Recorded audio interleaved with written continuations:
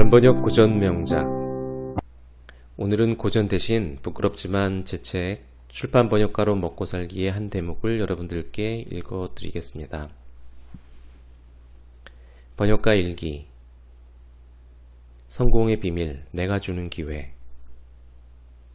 지금 이 시간 어떤 이는 성공에 도취되어 있고 또 어떤 이는 실패에 흐느끼고 있지만 이 세상에 영원한 성공도 영원한 실패도 없다. 성공과 실패는 늘 반복되고 있기에 지금 어려움을 겪고 있는 사람이라고 해서 실패자라 규정할 수는 없다.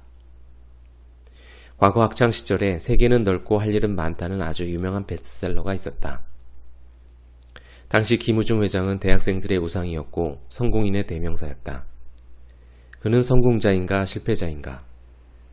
성공과 실패가 늘 진행형이라면 결국 죽음 이후에 따져야 할 문제일까? 성공과 실패는 단편적으로 규정할 수도 없을 뿐 아니라 그렇다고 하더라도 실패는 다음에 올 성공을 준비하는 과정일 뿐이다. 문제는 실패 이후에 또 다른 기회를 얻을 수 있느냐 없느냐에 달려있다. 처음에 작은 기회를 얻는 자가 다시 조금 큰 기회를 얻게 되듯이 실패 이후에 또 기회를 얻을 수 있는 사람만이 성공할 수 있다. 때로는 책의 내용보다 책의 선전 문구에서 지혜를 얻을 때도 있다.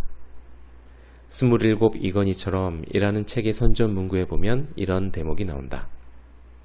20대엔 평범했고 30대엔 실패자였으며 40대에 세계 최고 경영자가 된 사람이라는 광고 카피가 그것이다. 과연 재벌 2세가 평범했을까의 문제는 둘째치고 30대의 실패자였던 사람이 어떻게 40대의 세계 최고 경영자가 되었을까? 그가 부러운 것은 실패자였던 그에게 다시 기회가 주어졌다는 사실이다. 아버지가 되었든 남이 되었든 실패했던 그에게 누군가 다시 기회를 주었기에 그가 성공할 수 있었던 것이다. 마찬가지로 이건희 회장의 아들 이재용 씨도 과거에 인터넷 사업에 뛰어들어 크게 실패한 적이 있었다. 하지만 지금은 다시 기회를 얻어 착실히 경영 수업을 쌓고 있다. 그들이 겪은 실패는 다음 기회에 활용하기 위한 수업일 뿐이다. 그렇다면 기회는 다른 사람만이 주는 것일까? 아니다. 사실은 다른 사람이 주는 기회보다도 자신이 주는 기회가 더욱 중요하다. 긍정적인 사고방식을 갖고 있는 사람은 실패를 하더라도 자신에 대한 믿음을 거두지 않는다. 그래서 다시 한번 일어서는 기회를 스스로에게 준다. 그것은 자신의 능력에 대한 착각일 수도 있지만 때로는 착각이 이를 이루어낸다. 반면 자신에게 기회를 주지 않는 사람은 실패해서 다시 일어설 수 없다. 결국 스스로를 믿고 기회를 주었을 때 남들도 기회를 선사하는 것이다. 따라서 자괴감에 빠져 괴로워하는 친구나 가족이 있다면 그 스스로가 다시 기회를 줄 수 있도록 주변에서 힘을 도와줘야 한다. 당신이 돈이나 인맥으로 사랑하는 사람을 도울 수 없더라도 도울 길은 있다. 오히려 스스로에게 기회를 줄 수 있도록 믿고 정신적인 지원을 하는 것이 그에게 더욱 필요한 도움이다. 진정으로 실패하는 순간은 스스로에게서 기회를 거두는 순간이다. 이 글은 제 지난 과거에 크게 실패를 했던 경험이 한번 있습니다. 그때를 생각하면서 당시에 힘들고 어려웠던 물질적으로 힘들었지만 정신적으로 굉장히 괴로웠었던 기억. 근데 그때 다시 일어설 수 있었던 원인에 대해서 생각해 보면서 나중에 썼던 그런 글입니다. 혹시 지금 이 시간에 과거의 저처럼 굉장히 실패 때문에 크게 괴로워하는 분이 혹시라도 있다면 다시 한번 본인에게 기회를 줬으면 좋겠다라는 뜻으로 여러분들께 읽어드렸습니다. 그 다음에 또 박스글 하나 읽어드릴까요?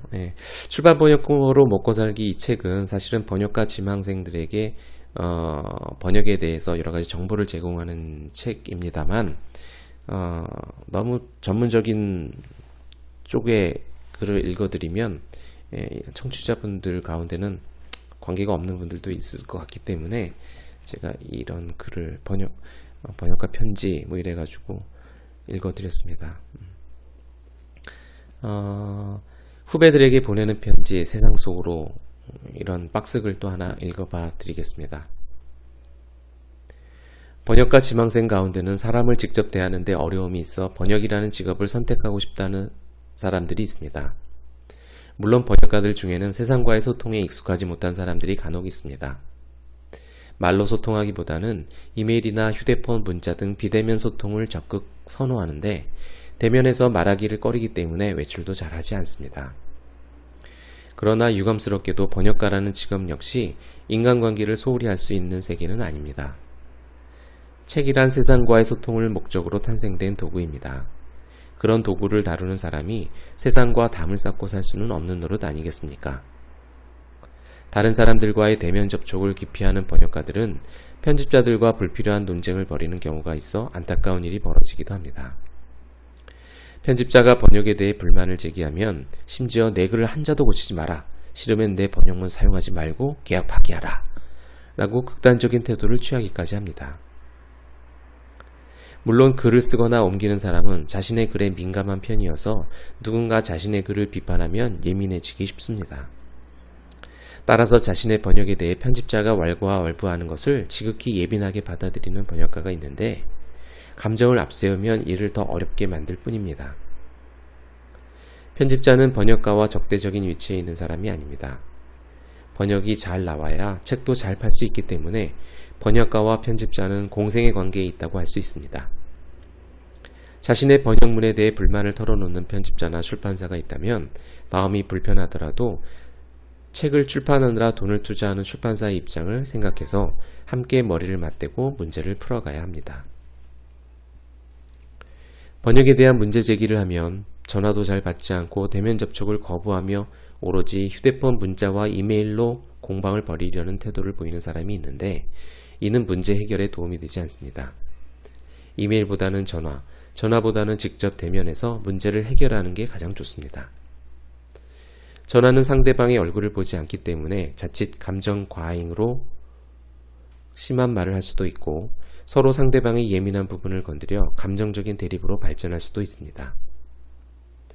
나는 속세에서 벗어나 돌을 닦는 사람을 그다지 신뢰하지는 않습니다.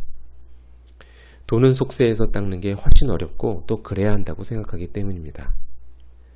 세상 사람들과 어울리고 또 때로는 엇갈린 이해관계를 풀고 하는 가운데 인격도 성숙하는 것이니까요. 속세를 벗어나 도인처럼 행동하는 사람들은 심하게 말하면 도피처를 찾아 숨고 하고 싶은 사람이 아닐까요?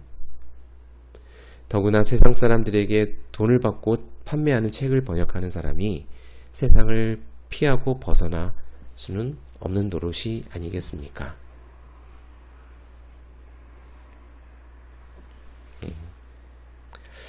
사실은 번역가들은 자신의 번역문에 대해서 굉장히 민감할 수밖에 없는 게 사실인 것 같습니다. 누군가 자신의 번역에 대해서 왈가왈부를 하게 되면 굉장히 속이 상하고 그렇죠. 자, 그래서 번역가들은 성심성의를 다해서 번역을 하게 됩니다. 그런데 제가 이 팟캐스트를 하게 된 이유 중에 하나도 팟캐스트에 보면은 책을 낭독하는 여러 가지 방송이 있습니다만 그거를 볼 때 저는 문득 이런 생각을 합니다. 책을 저렇게 막 읽어도 되는 걸까? 책이라는 게 원 저작자도 그렇지만 번역가의 수많은 공이 들어있는 결과물인데 그런 책을 읽는다는 합의 과정이나 동의 과정에서 번역가는 전혀 배제되어 있다라는 사실에 좀 서글픈 생각도 들고 합니다. 사실 고전이라는 거는 원작 작자의 사후 50년이 넘은 책들이기 때문에 더 이상 저작권은 존재하지 않는 책들이죠.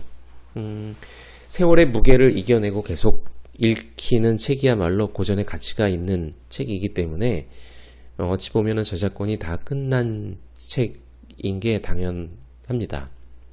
그런데 원 저작자의 저작권은 끝났을지 모르지만 번역가의 저작권은 살아있는 거거든요. 그런데 그런 과정에서 번역가의 이익은 완전히 도외시된다라고 하는 사실이 조금 서글프게 느껴진, 번역가 입장에서 조금 서글프다라는 생각을 하는 거죠.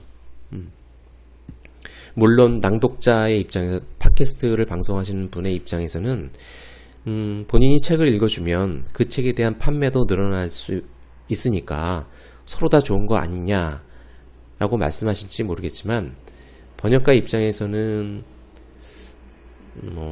깊숙이 얘기하면 말이 길어질지 모르겠지만, 아무튼 합의 과정에서 소외된다라는 게 좀 서글픈 건 사실입니다. 제가 커피에 관한 책을 제가 낭독해 드린 적이 있는데요. 거기서 제가 말씀드렸듯이 스타벅스 한 잔에서 차지하는 커피의 원가는 2%밖에 안 될 정도로 굉장히 미미합니다. 그래서 스타벅스 커피가 아무리 많이 팔린다고 하더라도 커피 재배 농부들에게는 크게 도움이 되지 않는다라는 경작 콘서트의 한 대목을 읽어드린 적이 있는데요. 솔직히 말하면 번역가라는 게 바로 커피 재배 농부에 해당하는 게 아닌가 소름이 끼칠 때가 있습니다. 책이 한 권 팔렸을 때 스타벅스 한 잔이 해당된다고 하면, 글쎄요, 많은 분들이 원 저자에 대해서만 생각을 하고 번역가에 대해서는 생각을 많이 안 하시죠. 그런데 특히 고전이라는 것은 글쎄, 원래의 고전이 야생에서 자라고 있는 커피라고 한다면, 커피 열매 그대로는 우리가 섭취를 할 수가 없겠죠. 누군가는 그 열매를 정성스럽게 따서 곱게 가루를 내고 가공을 하는 작업을 해야 합니다. 바로 그 고전이라는 열매를 따서 우리나라 독자들이 읽을 수 있게 가공하는 것이 바로 번역자의 역할이 아닐까 생각합니다. 그런데 똑같은 열매라고 하더라도 어떤 번역가가 따서 가공하느냐에 따라서 그 커피의 맛은 천차만별인데, 우리나라 독자분들이 원 저자에 대한 관심은 지극하지만 번역가에 대한 관계는 이해도는 너무 떨어지시는 것 같아서 좀 번역가가 드러나는 팟캐스트를 운영하고 싶다라는 생각에서 바른번역 고전 명작을 시작해 본 것입니다. 여러분 가끔 가다가 보면 시중에서 보는 책 중에서 번역가 소개란에 바른번역 회원이다 혹은 글밥 아카데미를 수료했다라는 대목이 붙은 역자 소개를 보실 때가 있으실 겁니다. 이게 바로 그런 번역가들이 조금이라도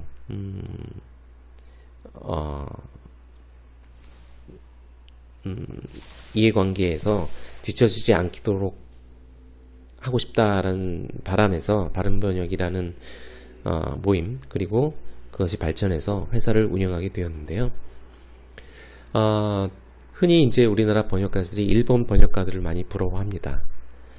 일단 일본은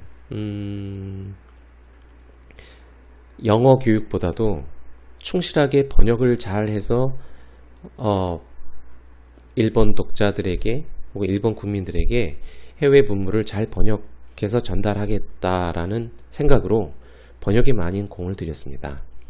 물론 일본어 독자가 우리나라 독자보다 2배 이상 마켓이 크다라는 것도 있지만, 번역에 공을 들이고 국가에서부터 전 국민이 번역에 좀 더 관심을 기울여 준 덕분에, 투자를 해준 덕분에 번역가들에 대한 처우가 우리나라보다는 훨씬 좋죠.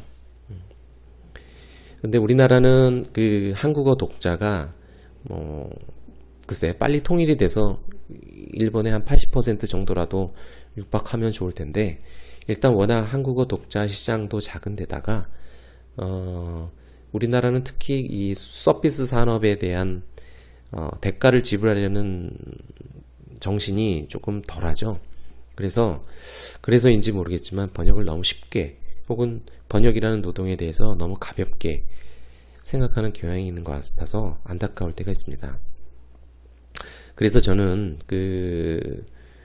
번역가들이 조금 더 목소리를 내고 그 다음에 출판 과정에서도 배제되지 않고 그랬으면 좋겠다라는 생각에 번역가들이 직접 전자책을 내는 책들을 제가 앞장서서 발간을 하고 있고요.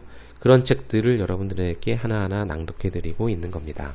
그래서 저희 바른번역에서 펴낸 전자책들을 목록을 여러분 공지사항에다 올려놨으니까요.